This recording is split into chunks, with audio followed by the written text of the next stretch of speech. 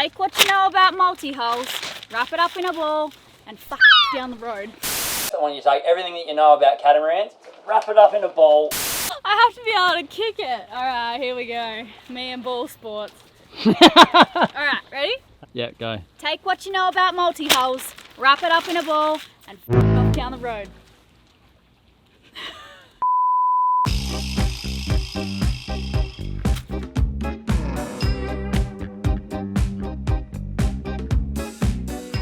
Oh, it's really humid here It's so humid here in this new environment that we're in that we currently, found ourselves in. that we've flown to.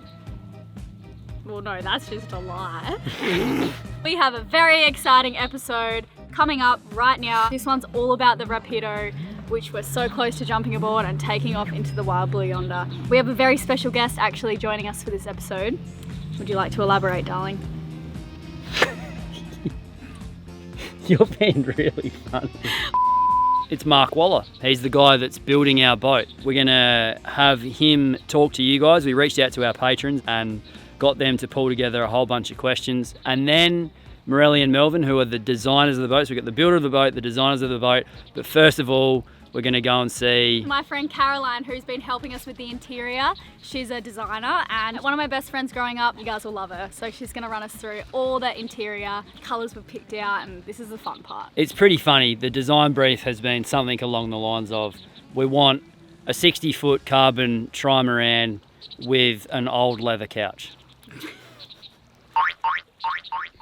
And we're not in Vietnam. We couldn't keep you going for that long. While our boat build is taking place in Vietnam, we are still very much so in the Bahamas, where we have scheduled a few important meetings with some clever people who are helping us pull off something pretty incredible.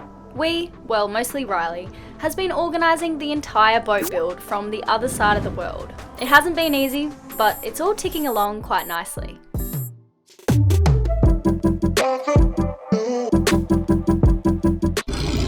What happened this morning? I took Lenny here this morning and immediately he was like, oh, there must be treasure. See the fridge that's floating in there? Yeah. He was poking his head in there for about 20 minutes.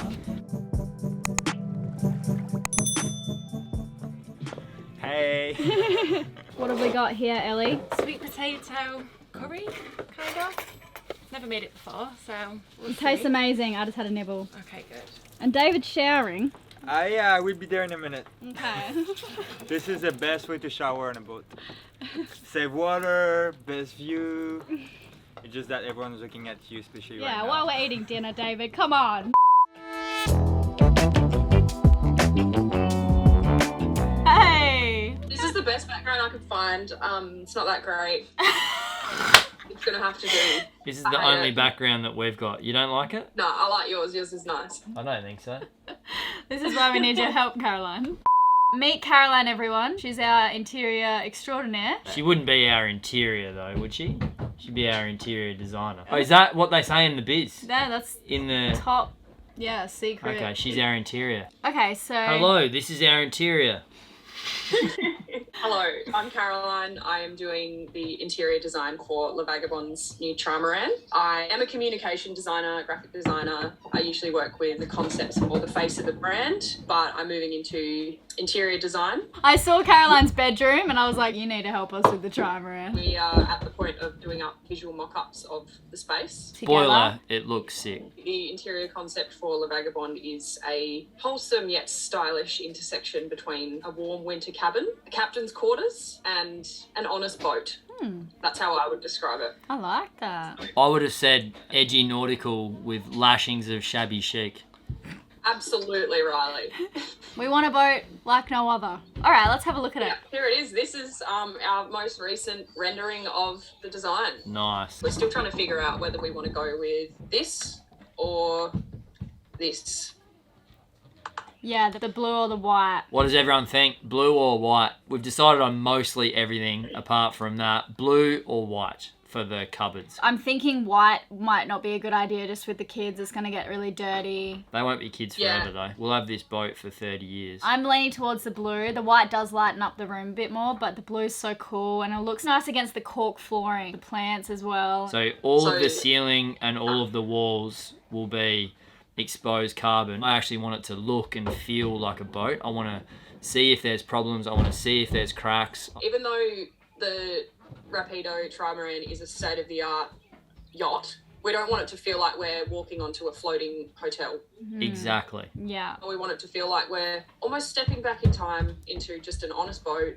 And all it's... I'm sick to death of all these dishonest boats getting around, telling fibs, It wants to feel like a presenting home. themselves as something that they're not. It wants to feel like a home, but also a vessel that takes you from A to B. I love the idea of the splashback, Caroline. Is it copper? Yeah. Copper splashback could look really awesome. The bench top, what kind of wood is this? Walnut? Oh, walnut. Love that.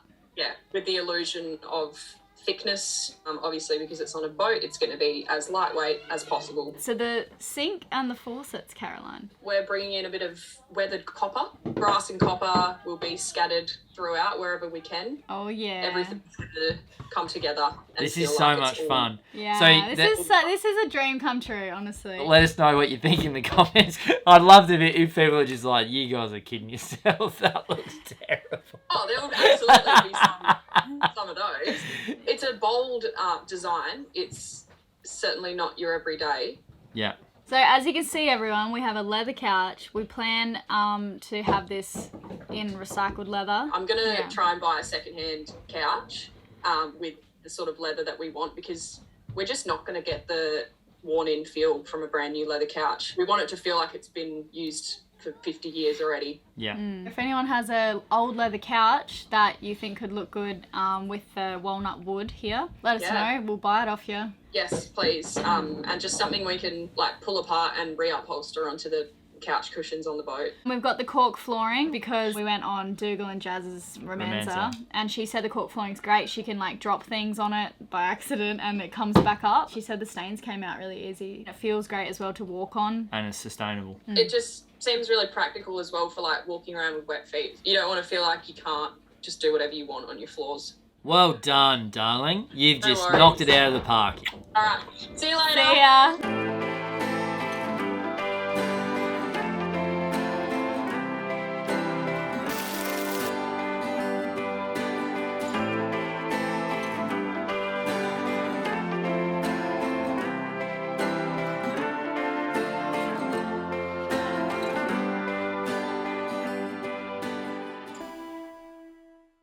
I could barely hold the camera still with the zoom lens. It is so funny. Riley's out there on the dinghy with the umbrella because it's sprinkling. He's been taking the kids off the boat in the morning so that me and Ellie and David can do a workout, which is so nice of him because he can kind of do a workout anywhere, but the kids love to come up to me and swing off my legs, and it's impossible to do jump squats when they are wanting to climb up on top of me. They're on the horizon heading back now. That's a sight to see if you were a passing by boat. How'd you go? Did you go to the beach? Yeah. What happened? The umbrella was full of sand. Oh, So it's going to take David a long time to clean the tender. story of my life. Should we lift it up and bucket it out? All right. Yeah. So Ellie was kind enough to take the kids to the beach this morning so we could have Mark on board without the interruptions. There is a squall coming though, so I'm not sure how long they're going to last at the beach. Our special guest, this is Mark, everyone. Hi everyone.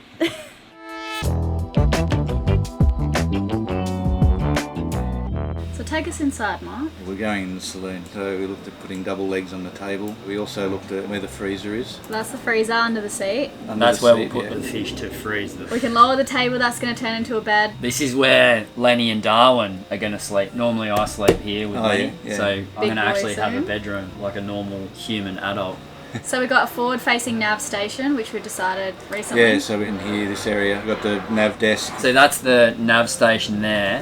That's a forward-facing window, and there's windows all along the side here. Yeah, so two massive windows at the front. I'm planning on having this window opening. That's what we're trying to achieve. Really big one to get the air flowing through there. In the tropics. We have some side ports in the windows, and then we also have two hatches Yeah. in the ceiling. Alright, what about the galley? There's a lot of space in this galley. When I was on Romanza, Romanza. I couldn't believe how much space there was. We got two sinks. The cooktop is induction, Yeah. and Diesel oven. which we, just never use. You've got a nice ventilation around the stove. There is heaps of ventilation, providing we're getting a massive. You get that front opening window, and you've got the ability to open all that, Oh, the top that'll be one, so nice. front one, and take out we'll have the whole back bulkhead Yeah. open. There's a massive storage under here. There's also in this front area, here's the holding tank for the forward head. Yep. And access to pumps, bilge pumps and shower pumps and that inside here. So that's like a services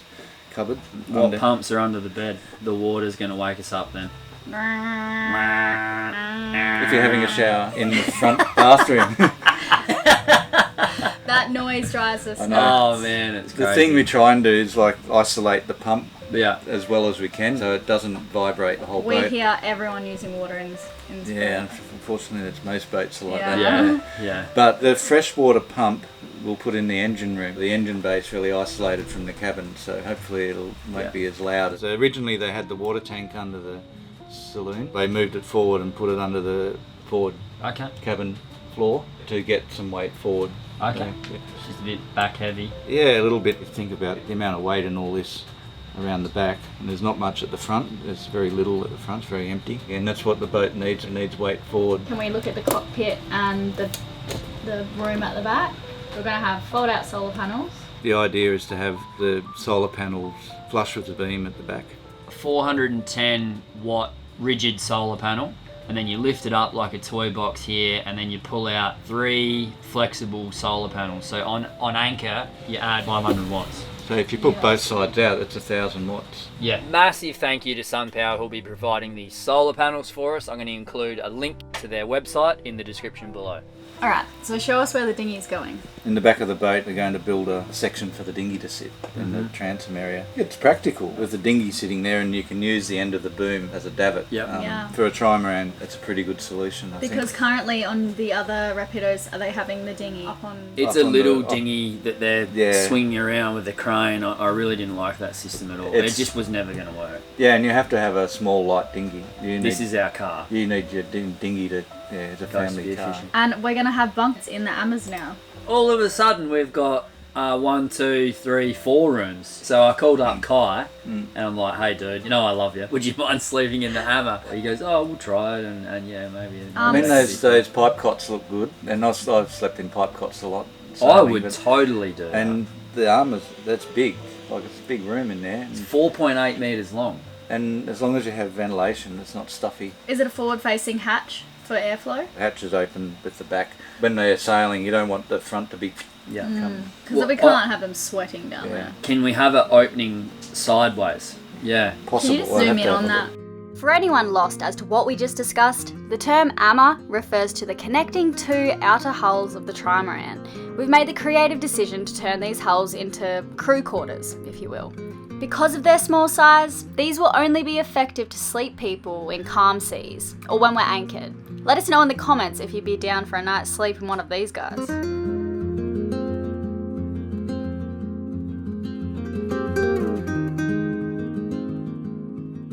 It is now pouring down with rain, with lots of thunder and lightning. As I suspected, Dave has just gone to get the kids and Ellie from the beach, and they're probably going to go get some lunch, because as soon as they come back here, there's going to be sand, everyone's going to need a shower, they're going to need to be fed, and we won't have much time with Mark.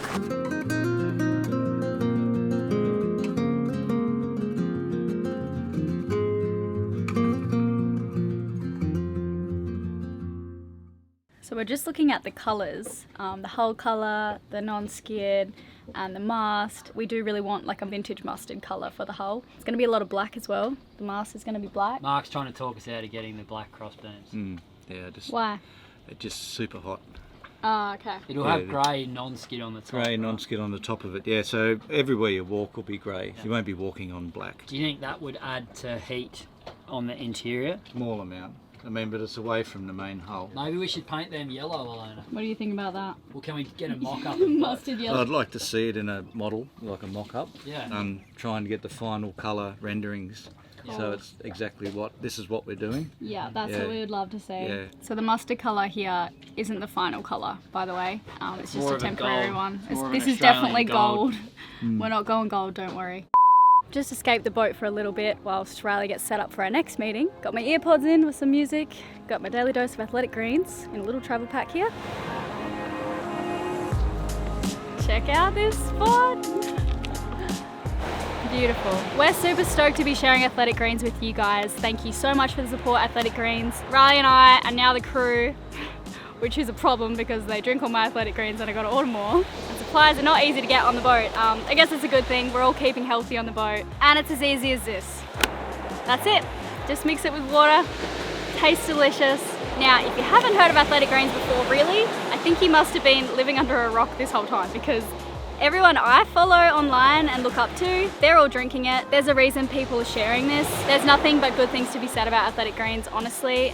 They're truly a great company. And it supports your immunity, your energy levels, 75 vitamins and minerals, prebiotics and probiotics, antioxidants. If you want to see what all the fuss is about, you're welcome to head to athleticgreens.com/SLV.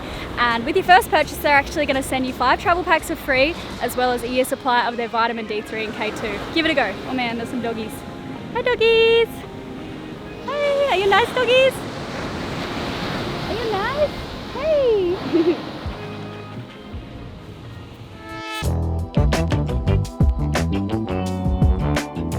Hey mate, I've got Eric here from M&M. I reached out to our patrons to ask them what questions that they would like to be able to ask the designers. I've got Nicola Reid here. On a like for like, how does it compare in living space to SLV1 and SLV2? William Gregor also asked that. How big is it inside? I think it was like 450 or 500 square feet, something like that, of floor space. On the Trimaran, the biggest difference is that you have so much more outdoor living space in terms of usable area on deck. It's 11.8 metres wide, which is huge. So it's a third again as wide as this particular vessel. The outdoor area is massive. Ample room for the kids. But yeah, the interior living area would be the saloon and then the cockpit area. Oh man, that's a big screecher. We're still fine-tuning sort of your downwind configuration here. That's a lot of sail. We're talking about making that a top-down furler so that it's just easier to handle short-handed. Yeah, you're the man that has done all of the design work behind deck fitting placement and just making it, I want to say ergonomic, but that's not the ergonomic, yeah, sailability. Yeah, exactly. So we're trying to maximize the sailability for a single-handed or very short-handed crew. So like you're saying, you pretty much are in charge of the boat, and you may or may not have help along the way, but you want to be able to put the sails down, furl up the headsails, all from the aft cockpit. We were looking at the living space area, though. Yeah, the opening salvo from Nicola and William. So here's the living space in the main salon. You have your seating area and a galley on the starboard side. It's kind of like a hybrid indoor-outdoor living space. And then we go down below. There's a small cabin aft, probably the kids' bunk room, right? And then the main cabin up forward, pretty sizable bed and head and shower. So let's include the sun deck that's aft. Would it be fair to say that that would be the equivalent of a 55-foot or a 60-foot catamaran? I'd say comparable to the 55-foot cat or so. What will be a comfortable cruising speed, say, in flat sea conditions in 15 knots true? And that was Nicholas Cyprios. So how many miles a day on an Atlantic crossing? If the breeze is kind of a beam or aft, you're basically doing over wind speed. So 18, 20 knots as a comfortable speed in sort of medium flat water. That's fast. The boat will go that way. It's the people on board that kind of determine what you feel is comfortable. So let's get a little bit realistic about this, because you're not going to do 20 knots sustained. I mean, then it would be a 5-day passage. I was going to split the difference at 15, which is 350 mile days. Yeah. Or it's 360. I mean, 350 mile days is certainly attainable at comfort. Yeah. You know, like you could be knocking out 500 if you really wanted to, but I wouldn't. I couldn't even imagine doing a 500 mile day. I'm all about keeping the stress off the boat, not pushing the sails and everything, just more for longevity than anything. We're not sure. really. Absolutely. Yeah. Yeah, this is your home. You're living on it. It's not a day boat. It's not something you go racing around. So you need to preserve the asset and make it have a long lifespan. So. Yeah. Having said that, though, I do have a vague plan to take it down to New Zealand and then across to Patagonia through the Southern Ocean. How do you think that this boat would go in the Southern Ocean? I think the boat will be good. You have so much horsepower. I mean, in the Southern Ocean, the biggest thing is fronts or lows that come through. Yeah. And with a faster platform, you can position yourself favorably geographically relative to the front. You're not necessarily going to outrun it, but you can get out of its way and then be in a more favorable sea state or wind condition. Yeah, and the same can be said of hurricanes. Being in this part of the world and seeing so many hurricanes in this area, that's one thing that I've always thought about. It might be blowing 200 knots in the eye of the storm and then only 100 miles south. Yeah, you're not going to outrun it. No, but you don't need to.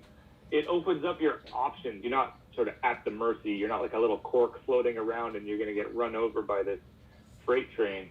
I've got Daniel Weinstein here who was asking, how is the sea motion in terms of pitch or heave? The floats are really big. There's lots of volume in the ends of it. So the boat's not sort of doing this pitching motion.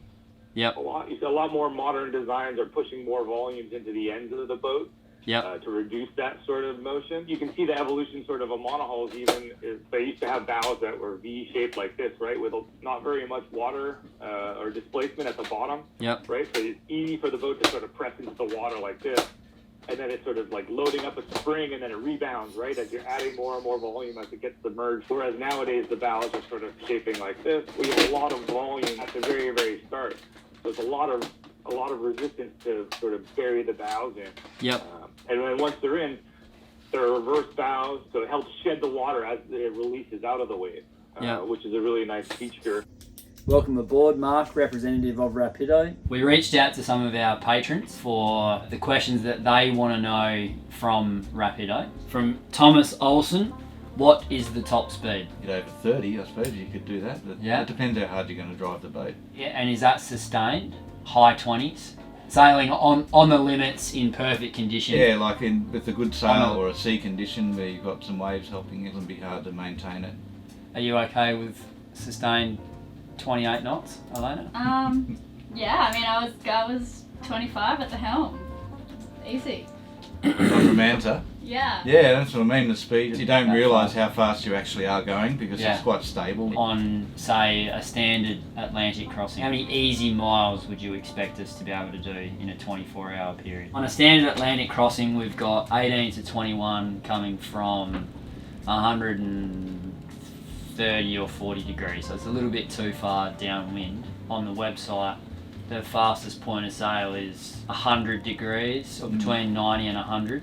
So what I'm saying is on an Atlantic crossing, it's a little bit too far downwind to be fully ramped up. Yeah, so you'll get some surfing. You'll get some wave surfing, but you can also put more sail up. Yeah. Okay, so you're talking about 18 to 20 knots at about 130 degrees. Yep. Okay, so you should be able to average around 15 knots quite easily. So 15, 20, it's 360. Sweet. That's about what I was expecting, yeah.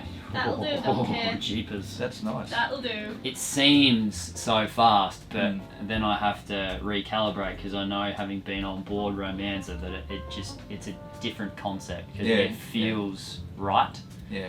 On the monohull that we first had, it felt like it was going to explode if we were doing 11 knots. Juan David wants to know, has there been a delay and have there been any supply chain issues? So this is where I say everything's going really well. Everything's going really well to plan, but yes, there has been supply chain issues. We've had the pandemic, so we've had a lot of lockdowns in Ho Chi Minh City last year. The freight companies and shipping lines are not coping with the supply, but also a lot of our suppliers are getting trouble with their raw material supply, so they have to wait for their raw materials to make the glue or the resin or the foam or even the electronics. How's our schedule going? Well, we're slightly in front, even though we have these problems. Yeah. John Starlight says, I'm not a sailor, but I'm a nurse, so I'm wondering what safety features this boat has that are better or different than any other sailboat? The Trimarans have a lot of collision bulkheads and watertight compartments throughout. We've got 2 separate large compartments on each side in the front, and then you've got a compartment in the rear of each armour. Yeah. So there's at least 6 collision bulkheads, and in the main hull and forward you've got a big watertight bulkhead area at the bow, and at the stern watertight compartment as well. Yeah. Any other safety features? Well, the fact that all your machinery and everything's in one space under the main saloon, in case of any sort of fire, it's easy to isolate. Got the fire extinguishers in there. Yeah. Yeah, Control that's that really area, good. Fire is probably the biggest concern for a blue water passage. What about the tilting? It's in the stability. Yeah. That's a safety feature. I agree. Yeah, it talks to you more. A catamaran's a flat surface, so a trimaran heels, which means there's feedback. There's more information with which to make your decisions. On all catamarans, you've got to go by the numbers a bit until you really hone your sensations on board.